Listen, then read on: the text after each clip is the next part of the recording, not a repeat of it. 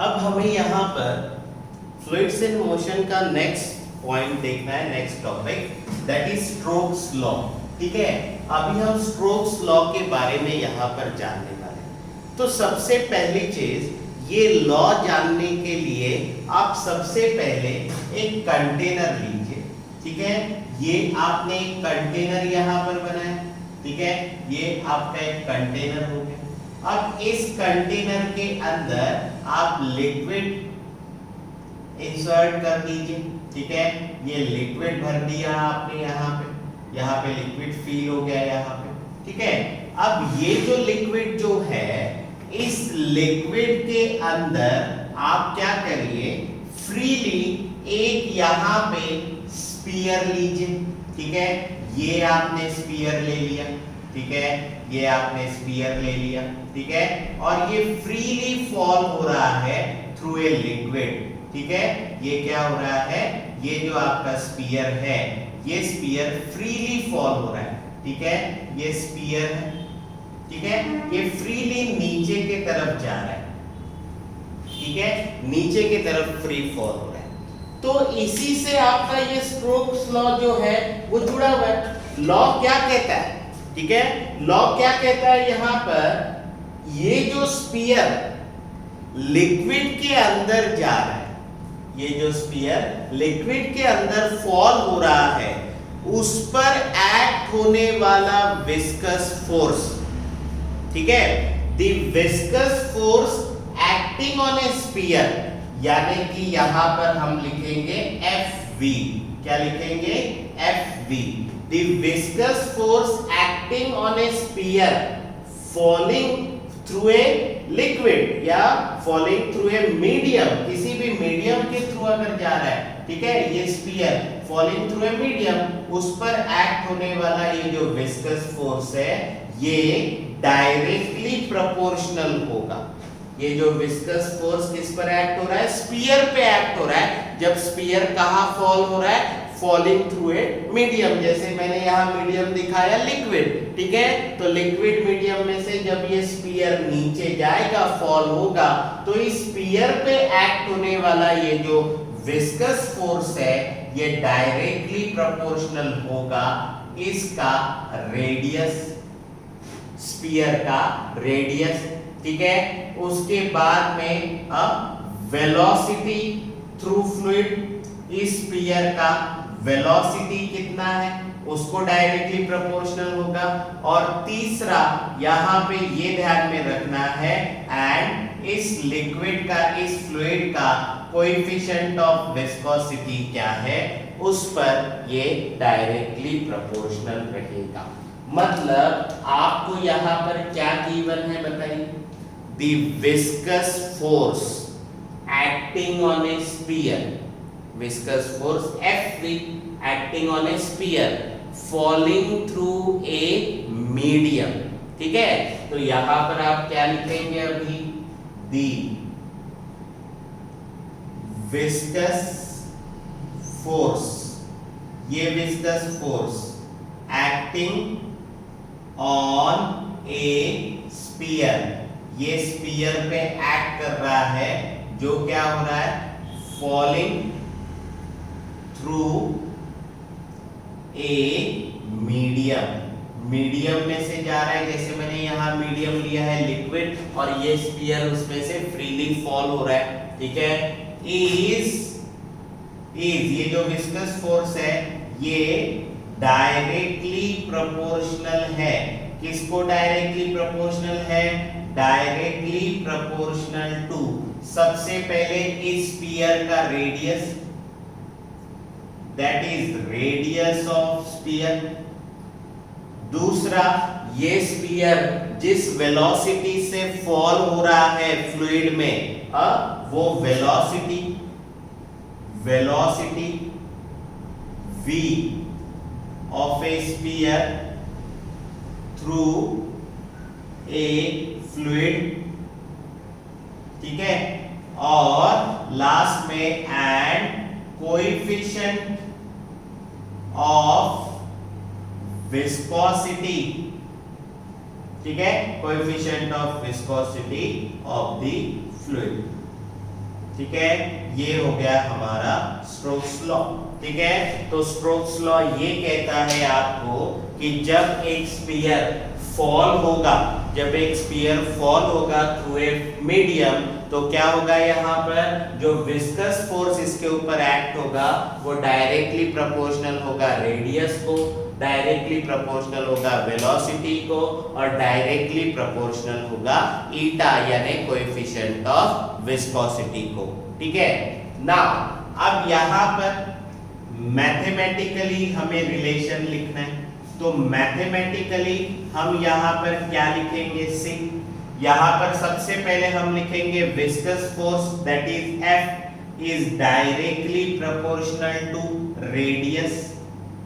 ठीक है, equation number 1 मान लीजिए, viscous force is directly proportional to velocity, that is equation number 2।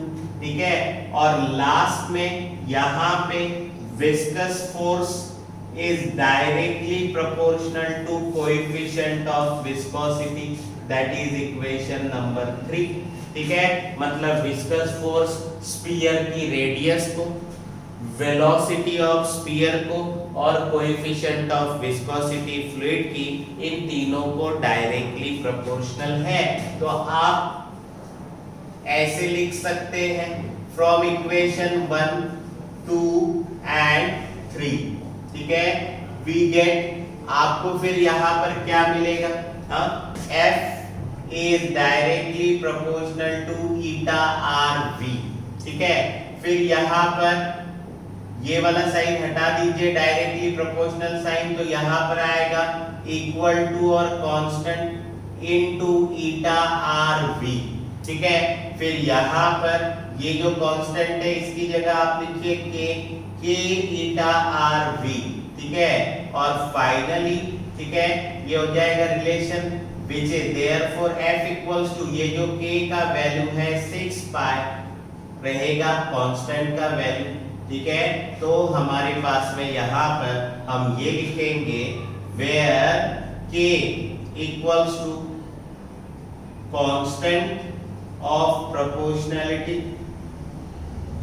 ठीक है, and it is equal to, और ये k का वैल्यू हमने क्या लिखा, 6 पाई लिखा। ठीक है, इसीलिए हमने उसकी जगह लिखा है 6 पाई। ठीक है, तो ये है हमारा स्टोक्स लॉ।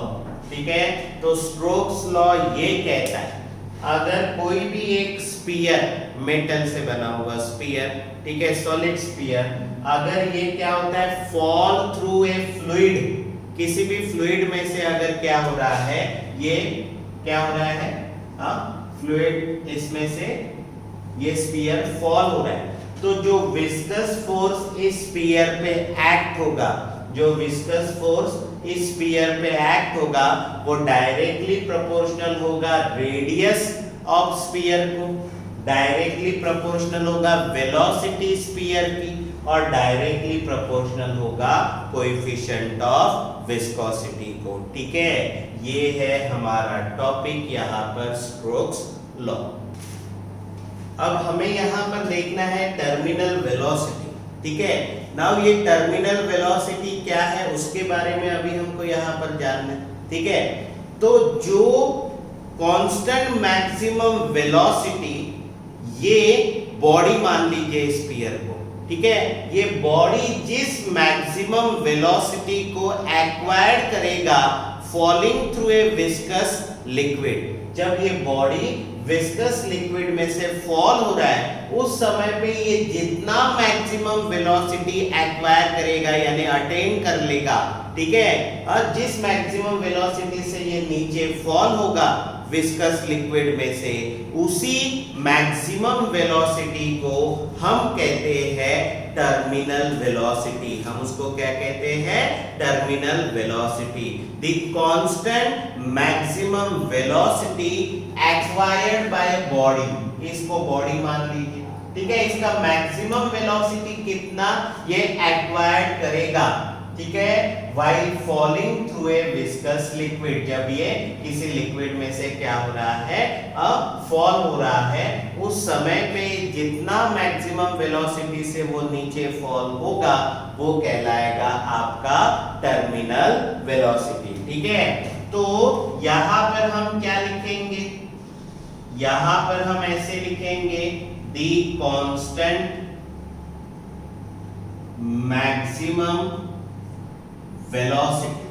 ठीक है, ये वेलोसिटी किसने एक्वायर्ड की, acquired by a body, body ने ये एक्वायर्ड की, ये बॉडी यानी वो स्फीयर समझ लीजिए, falling through a viscous liquid. ठीक है, ये कहां से फॉल हो रहा है, विस्कस लिक्विड में से, अब ये नीचे आ रहा है बॉडी, उस समय पे जितना मैक्सिमम वेलोसिटी बॉडी अटेन करेगी हम उस वेलोसिटी को कहेंगे is called as terminal velocity. ठीक है, हम उस वेलोसिटी को क्या कहेंगे, टर्मिनल वेलोसिटी कहेंगे। ठीक है, अब हमें यहां पे इसका एक्सप्रेशन देखना है, इस वेलोसिटी का एक्सप्रेशन अभी हम यहां पर देखेंगे। उसके लिए एक्सप्रेशन फॉर टर्मिनल वेलोसिटी, ठीक है ना, तो अभी हमें ये एक्सप्रेशन देखना है। ठीक है, तो उसके लिए आप यहां पर एक कंटेनर दिखाइए। ठीक है, जैसा हमने स्ट्रोक लॉ में शो किया था। ठीक है, उसके बाद में यहां पर जो है आप क्या करिए, अभी इसमें वाटर जो है वो शो करिए। ठीक है, लाइक दिस, ये वाटर हम यहां पर शो कर रहे हैं, यानी लिक्विड हमने शो किए। ठीक है, कोई भी लिक्विड वाटर ही होगा ऐसा जरूरी नहीं है, कोई भी लिक्विड आप ले सकते हो। ठीक है, उसके बाद में यहां पर जो है एक आप स्फीयर लीजिए। ठीक है, या एक बॉडी लीजिए जो नीचे की तरफ आ रही है।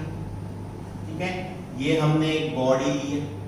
ठीक है, ये बॉडी हमने लिया, ये स्फीयर ही है मान लीजिए, ये नीचे की तरफ आ रही है बॉडी। ठीक है, ये हमने बॉडी ड्रॉ करनी है यहाँ।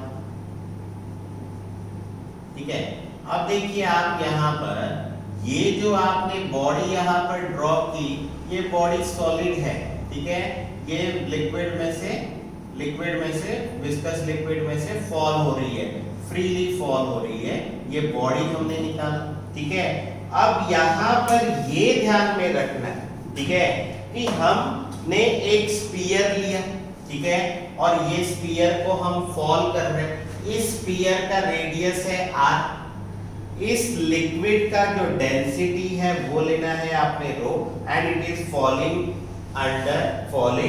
Under gravity through a liquid, ये नीचे के तरफ आ रहा है। ठीक है, तो सबसे पहला पॉइंट हम यहाँ पर क्या लिखेंगे बताइए, सबसे पहला पॉइंट हम यहाँ पर ऐसे लिखेंगे, कंसीडर ए स्फीयर। ठीक है, हमने जो बॉडी लिया वो क्या है, एक स्फीयर। ये स्फीयर है आपका, जिसका रेडियस क्या है आपका, जिसका रेडियस है r स्फीयर का, एंड जिसका डेंसिटी क्या है, जिसका डेंसिटी है रो। ठीक है, and it is falling under gravity. ठीक है, ये फ्रीली फॉल हो रहा है, यानी फॉलिंग अंडर ग्रेविटी।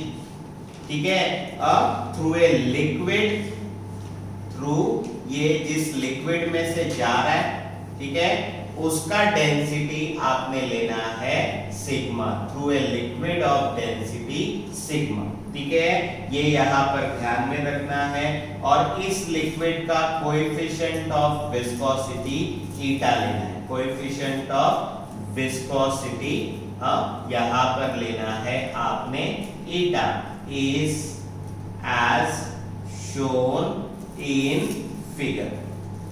ठीक है, तो इस लिक्विड का कोएफिशिएंट ऑफ विस्कोसिटी ईटा है। ठीक है, इस लिक्विड का डेंसिटी सिग्मा, ठीक है। ये जो स्फीयर है इसका रेडियस r है और इसका डेंसिटी जो है रो है, ठीक है।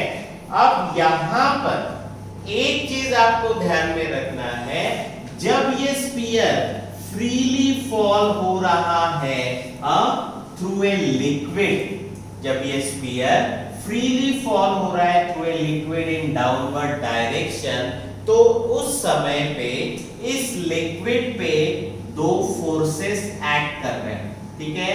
ये एक फोर्स मैंने यहां पर शो किया, ये दूसरा फोर्स उसी डायरेक्शन में यहां पर शो किया, ठीक है।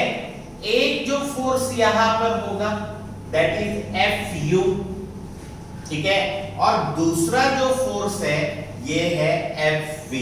तो हम यहां पर क्या लिखेंगे, ये दोनों फोर्स अपवर्ड डायरेक्शन में, ये जो अपवर्ड फोर्स है हम इसको कहते हैं अपवर्ड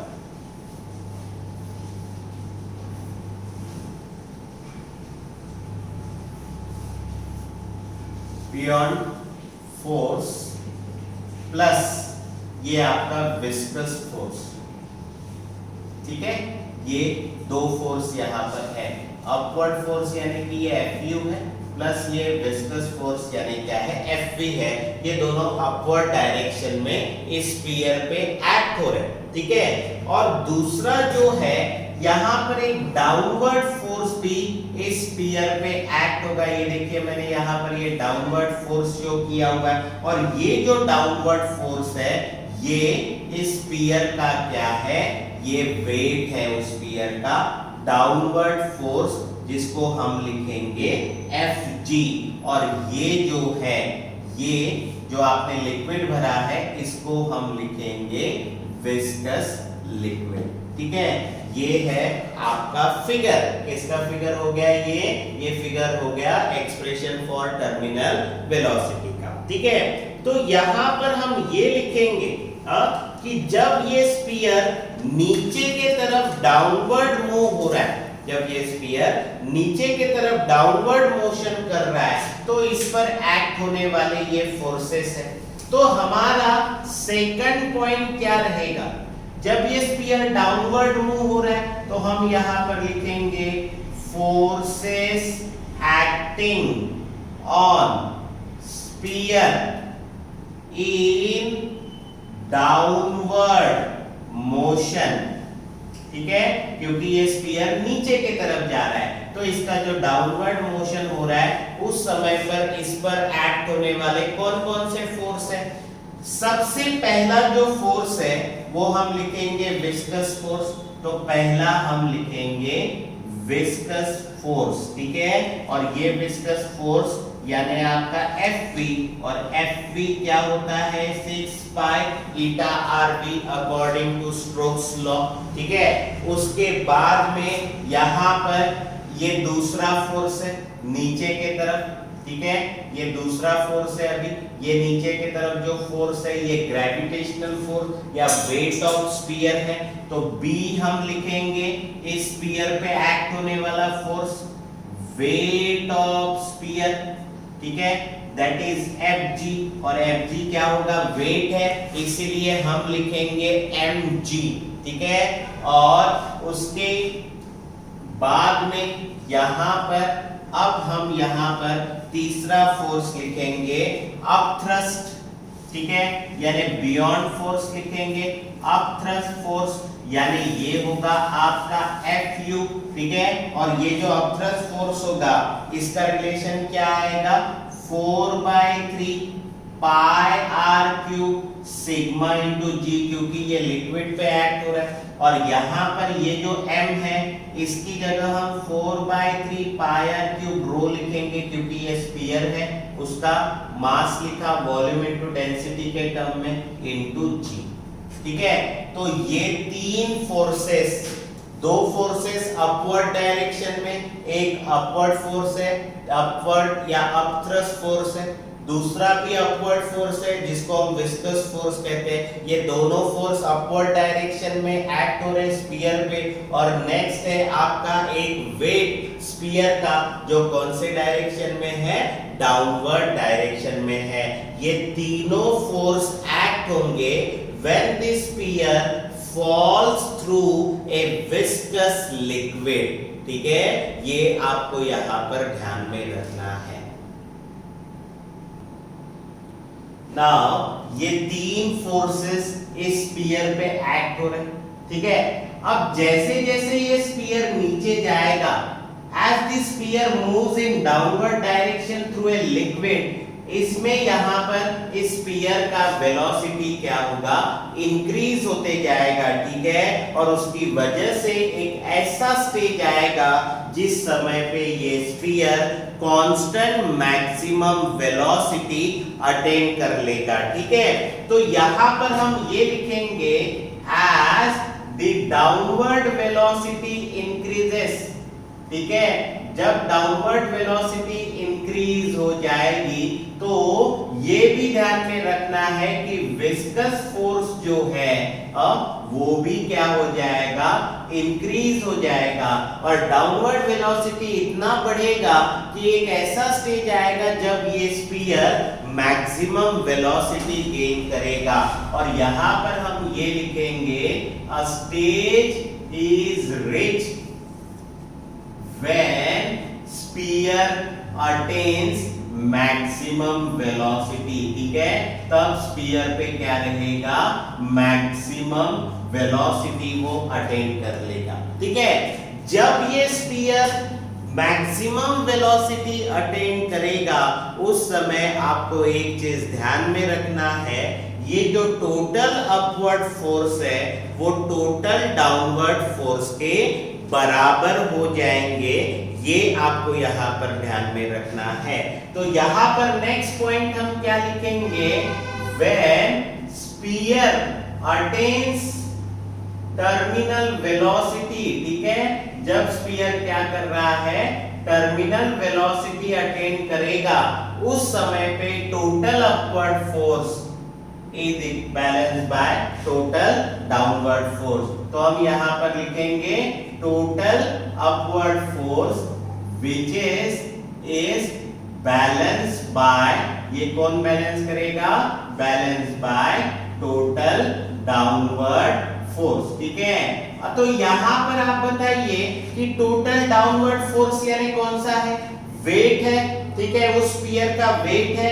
तो यहां पर हम क्या लिखेंगे, यहां पर हम ऐसे लिखेंगे total downward force which is equals to total upward force. ठीक है, ऐसे हम यहां पर लिखेंगे। अब ये जो टोटल डाउनवर्ड फोर्स है इसमें क्या आएगा बताइए, टोटल डाउनवर्ड फोर्स सिर्फ एक ही है, वेट है उस स्फीयर का। तो इसकी जगह पे आप क्या लिखेंगे, वेट ऑफ स्फीयर, जिसको हमने Fg लिखा है। और टोटल अपवर्ड फोर्स में दो फोर्सेस है। ठीक है, एक आपका विस्कस फोर्स है, ठीक है, प्लस दूसरा आपका क्या है, अपथ्रस्ट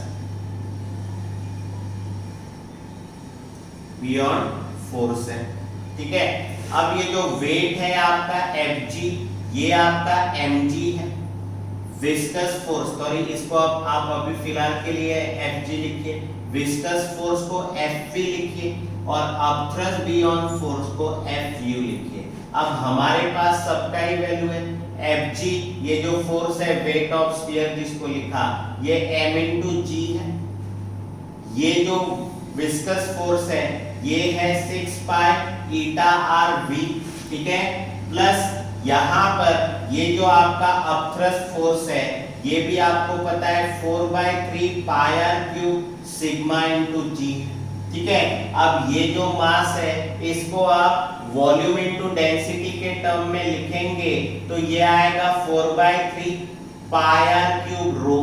ठीक है, इनटू ये वाला जी, ये इसका मास हो जाएगा। ठीक है, ये हो गया आपका स्फीयर के केस में, ये हो गया आपका लिक्विड के केस में। ठीक है, विच इज इक्वल्स टू यहां पर आएगा 6 pi eta are v plus 4/3 pi are cube sigma into ji.